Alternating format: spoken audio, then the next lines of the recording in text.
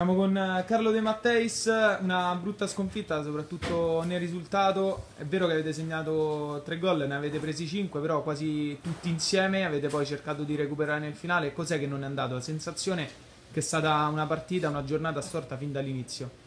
Ma diciamo che secondo me non eravamo neanche partiti male, poi invece abbiamo peccato come al solito, ci capita ultimamente, di attenzione, abbiamo concesso 3 gol secondo me evitabili, insomma non si possono concedere gol in questa categoria così all'avversario, tra l'altro un avversario buono come il Casalotti, quindi poi andando sotto diventa sempre tutto più difficile, noi poi non abbiamo intanto un po' di difficoltà a fare gol, un po' sfortuna, un po' bravura anche degli avversari e quindi è stata una partita tutta in salita. Potevate forse sfruttare meglio quella situazione che si era venuta a creare all'inizio del secondo tempo, quando entrambe le squadre si erano portate subito su 4 falli. Potevate forse sfruttare un po' meglio quella situazione. Sì, in effetti avremmo potuto sfruttare meglio l'opportunità di poter avere forse qualche libera in più, tra l'altro abbiamo dei giocatori che tecnicamente sono bravi, non abbiamo sfruttato forse neanche questa di abilità, oggi diciamo una giornata sicuramente storta, direi il risultato comunque giusto, il Casalotti ha sicuramente messo